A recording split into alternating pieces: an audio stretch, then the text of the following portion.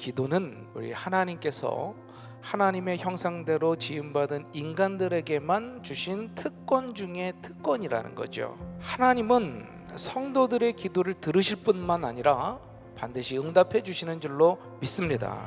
자, 그런데 그런 성도들의 기도 가운데서 어떤 이 절실함을 표현하는 기도가 있어요. 서원이라고 하는 말은 네데르라고 하는 말입니다. 하나님께 대한 약속 혹은 맹세, 이걸 의미하는 거죠. 여러분, 원래 하나님은요, 우리 인간이 무슨 약속을 체결할 만한 그런 존재가 아니신 거예요. 그럼에도 인간은 자신의 절실함을 표현하기 위해서 서원이라는 것을 해왔어요. 이 서원은 원하는 목적을 위해서 어떤 나의 희생을 감수하겠다, 이런 대단히 결단의 기도입니다. 성경에 보면 여러 서원이 나오고 있습니다. 분명한 것은요, 함부로 서원하면 안 된다라는 거예요. 그리고 한 번 한 것은요, 반드시 지켜야 된다라는 거죠. 그냥 분위기에 따라서 막 성급하게 서원을 하지 않도록 우리는 주의해야 돼요. 설사 그런 서원을 했다 하면 정말 하나님께 회개하면서 기도해야 돼요. 하나님께서 원하시는 건요, 서원을 원하시는 것이 아니에요. 우리의 인격적인 순종을 원하고 계시는 줄로 믿습니다. 그러므로 주님 앞에 나아갈 때, 또 주님 앞에 기도할 때 우리가 그저 말로만 내뱉는 서원이 아니라 우리 인격적인 순종으로 드려지는 저와 여러분이 되기를 주님의 이름으로 축원합니다.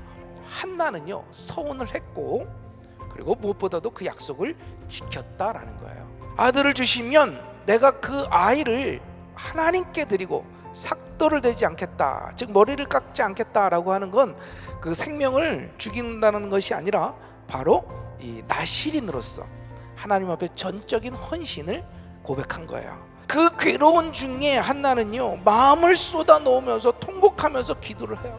그런데 마음 가운데 막 확신이 옵니다. 지금 당장은 이루어지지 않지만 그 기도하는 가운데 하나님께서는 새로운 현실, 비전을 보여주셨던 거예요. 그 아들을 그러면 어떻게 키워야 될까? 이 아들, 나한테 주신 이 아들 내가 어떻게 키워야 됩니까? 기도하다 보니까 하나님의 종으로 드리는 것이 하나님의 뜻이다라는 확신이 생겨요. 그래서 한나는 확신 속에서 고백한 거예요. 한나는 기도하면서요, 걱정하지 않았어요.